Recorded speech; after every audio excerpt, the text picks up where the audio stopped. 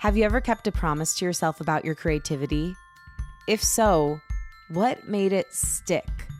Today, I'm going to tell you about a promise that I made to myself that I actually kept, the 3 rules to make a creative promise stick, and a challenge to you to help you unleash your inner creative in November. Welcome to Unleash Your Inner Creative. My name's Lauren LaGrasso. I'm your host. I'm an award-winning podcast host and producer, singer-songwriter, public speaker, and creative coach.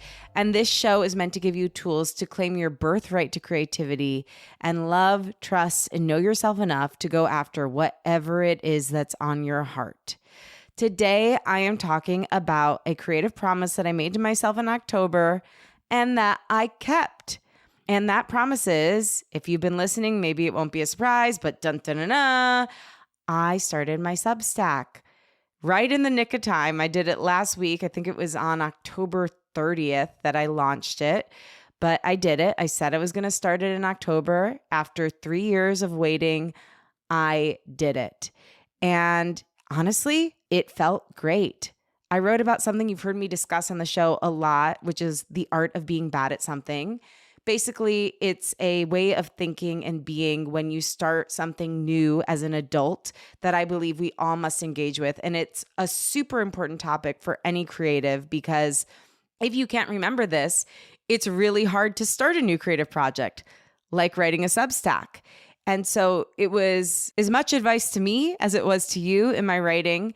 Before I go any deeper into that, I do want to go through why I think this promise worked because I was thinking about it. And, I've made a lot of commitments on the show. I've said I was going to do things that I didn't end up doing in my creative career. Like I remember at one point I was like, I'm going to start posting more cover songs of me singing. And I didn't end up doing it. And so I was thinking about why was it that this one finally stuck and I was able to make good on. And I came to 3 different things that I think worked better with this than other commitments I've either made on the show or even to myself or to a friend. And they are as follows. The number one reason why this creative project worked and happened out in the world is because it was time frame specific. So instead of being like, I really want to start doing X, I said, in the month of October, I am going to launch my Substack. That level of specificity with what I wanted to do and also when I wanted to do it made it so that I was kind of like writing a contract with myself, with you, and with the universe that I was going to do this thing. When you make a promise that's more nebulous, it's much harder to achieve because starting could mean doing it anytime. It could mean any number of things.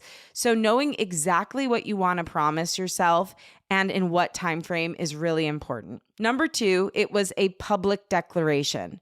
So saying it on the podcast, giving you the time frame, you kind of held me accountable, you the listener, and it made it a lot more likely to happen because I'm like, if I don't do this, everyone's going to know. And while yes, like a lot of people wouldn't care or might not notice, it would have just felt awkward coming back week after week, not having done the exact thing that I said I was going to do. Number 3, and I think this is the most important part, it was a promise, not a commitment. On the show, I've committed to a lot of things. Now, I believe when it comes to words and things we're doing, connotation matters as much as denotation. In other words, the energy and the feeling behind something matters a lot. A commitment has a very different emotion to it than a promise. To me, a commitment is an obligation. It's something that you have to do. A promise is a vow. It's a devotion. It's much more soulful and spiritual. And the word resonates with me. So I think even in the word you use around whatever thing it is that you're intending to do, that energy matters because for me, commitment made me feel like, ooh, like I don't like my commitments. Promise felt expansive, like creativity felt. So again, those 3 things that I think made this work was I was time frame specific and also very specific with what my creative promise was. 2, it was a public declaration. And 3, it was a promise, not a commitment. And that word holds a more expansive connotation and energy for me. So those are the three things that made it work. Like I mentioned, the article is all about the art of being bad at something. And it is something I speak about in my keynote, something I've talked about a lot in the podcast, but something that's also very difficult to remember because when you start something new, like anything, you want to be good at it right away. And if you're not, it can feel really bad. But it's about remembering that that's exactly where you're supposed to be. And I take you through my own journey, how I came to remember it, how it helped me finally write this Substack after 3 years of putting it off, and how you can use it in your own journey and commit to yourself. So I'm asking you again, it's now the month of November. What is it that you would like to commit to yourself this month when it comes to your creative life? What I want you to do is come up with that thing and make it very specific. So as specific as I am going to start my Substack. Then make it timeframe specific. So for you, whatever the thing is, I'm going to blank in the month of November. Then the second part is making a public declaration. Now, this public declaration does not need to be on the level of like going out to your podcast listeners. It can just be to a group of friends or to your family, but it should be with a group of people that can hold you accountable and where if you don't do it, like they're going to know, you're going to know, and eventually you're going to have to confront it. And the third part is use a word that makes sense to you. If promise doesn't feel expansive to you like it does to me, find a different word. Maybe it's a vow. Maybe it's an agreement. Whatever it is, find a word that resonates, that doesn't feel like it's holding you down. For me, commitment felt like constrictive. So promise was much more expansive to me. So you find a word that aligns with the energy you want to bring to this thing. And I want to share something with you. For my Substack, I'm not just writing, I'm also doing an audio version of each article, at least for now. So what you're about to hear is the audio version of my new Substack article, Beginner's Mindset, Embrace the Art of Being Bad at Something. If you like what you hear, go ahead and go to my Substack. I'm going to put a link in the show notes. Also, if you'd rather just type it in, it's just substack.com/@LaurenLagrasso. And you can find everything there. You can subscribe, you can follow, you can leave a comment. That means so much and really helps. You can repost it, or they call it restacking it, and share it with a friend like anything else. I really think the best communities are built person to person, and it would mean so much to me if you would take a moment to read it, share it with a friend who you think it might help, and spread the word. And by the time you listen to this, there should be a new article up there too. So you'll have another one to go check out right after you listen to this. Thank you so much for supporting me. I support you too. I can't wait to see what you create this November, what kind of a vow you will make to yourself. I promise you it will be worth it. I feel so proud of myself right now. And I know you're going to feel so proud of yourself when you do that. I love you and I believe in you. Now here's my Substack article.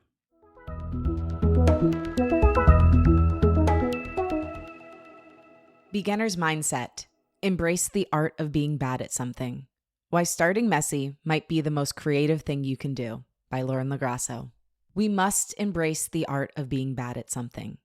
This means, when trying something new, it's important to surrender to the mess, the newness, and all the not knowing that comes along with it. Once you can surrender to being bad, and only then, can you begin your path to greatness. This process is the natural way of things. Just as babies crawl before they walk before they run, and fall a lot along the way, we must too, both in creativity and in life. I know that this is true with every fiber of my being. This is the advice I give all the time on my podcast, Unleash Your Inner Creative, and in every keynote speech I do. I've seen it play out in my own career and the creativity and careers of everyone I coach and produce. Yet it's something I still struggle with and have a hard time remembering every time I level up or try something new. Why? I believe we teach what we most need to learn. I mean, who better to teach it than somebody who has won each lesson through their own gory trials? We don't need prodigies teaching things like just do it when whatever it is comes naturally to them. What advice could they truly give when their understanding is mostly innate? Still, it does feel bad, LOL, to continue to have to learn that lesson. But rather than shame myself for it, I would like to share my journey.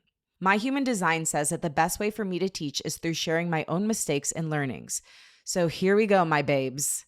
This idea of the art of being bad at something first came to me when I was learning guitar at 22 years old. A friend of mine told me, "You're going to love playing. Just commit to being bad for a year." Of course, when I heard that, I immediately rejected the idea. Me? Bad? No, no, no. I was going to be the next Jimi Hendrix. Clearly, I, Lauren LaGrasso, was immune to this ridiculous advice. However, at that moment, I started looking back on my history with guitar. I had already attempted to play guitar 3 separate times over the course of my high school and college years. Each time I gave up. Why? Because I just couldn't get it. I sucked and it hurt. I was muting the strings, having a hard time transitioning from chord to chord, and I couldn't possibly begin to play a full song. Frustrated, each time I gave up. In remembering this, it dawned on me that maybe he was right. So when I picked up the guitar again later that year, I kept it in mind that starting out is supposed to feel bad and that the only way to get better is to keep practicing. Guitar is a particularly interesting and helpful example of this because in order to become a great guitar player, you literally have to build up calluses. You can't do that if you, with your smooth little inexperienced fingers, expect to be Prince on day 1. So I committed to try through the pain of being bad. And guess what happened? I stayed. I played. And eventually, about a year and a half in, I got better. By year 2, I was so good I could play on stage. By year 3, I felt confident enough to accompany myself all alone. And now I fully consider myself a guitar player. I always accompany myself on stage, have played guitar on all my recent music releases, and I've even been paid to teach guitar to kids. But here's the rub. None of that would have happened if I had given up because it hurt so deeply to have such a wide distance between my abilities and desire for greatness when I first began.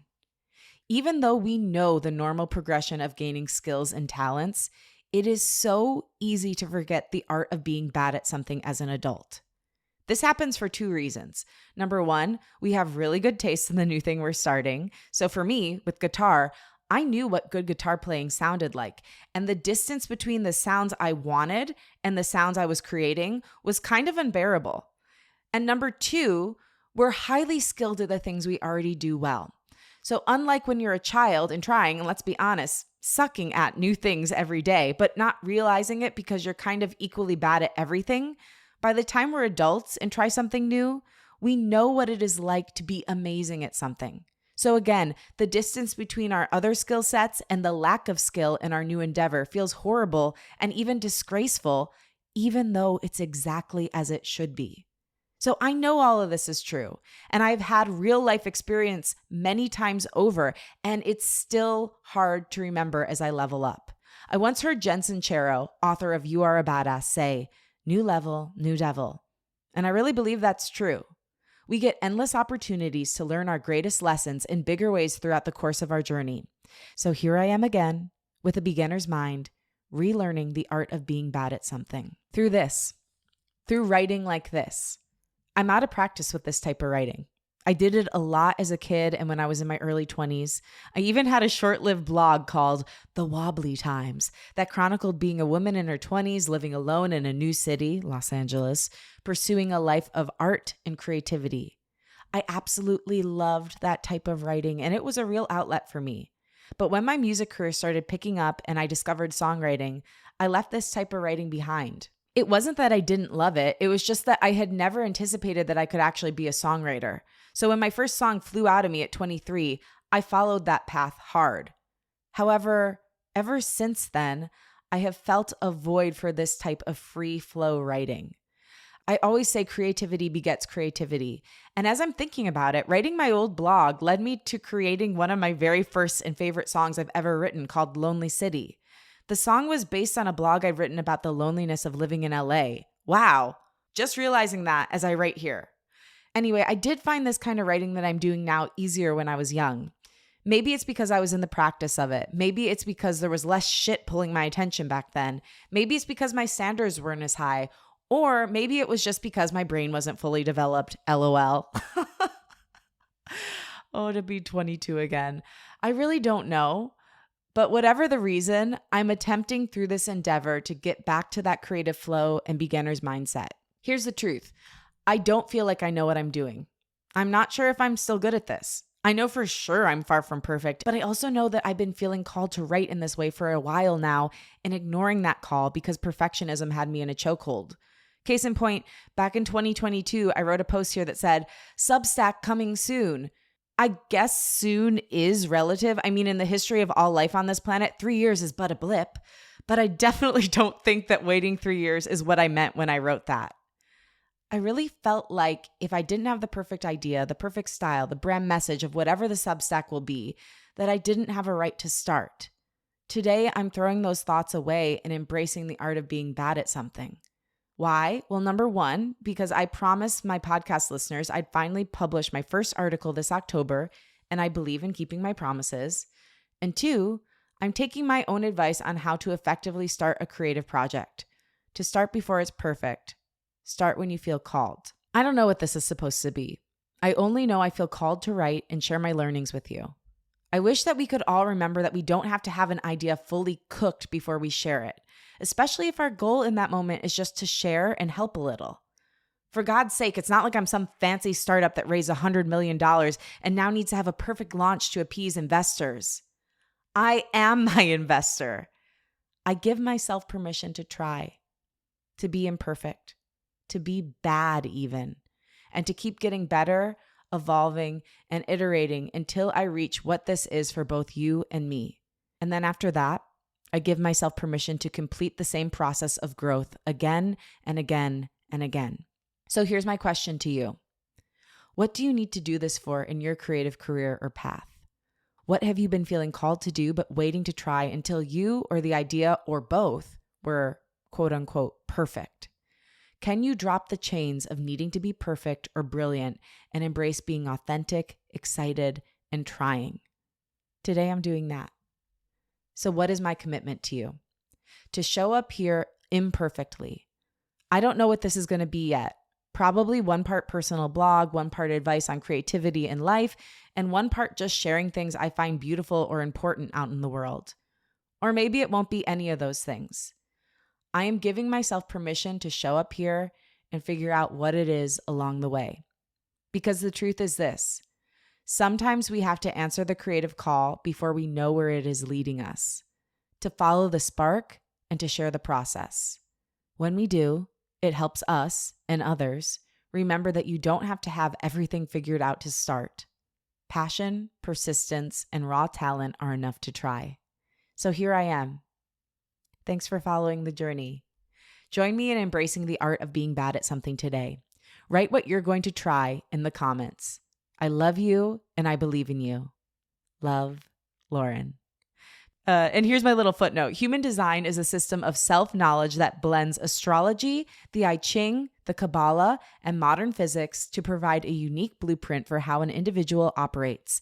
It offers insights into a person's natural talents, how they make decisions, their energy type, and purpose in life.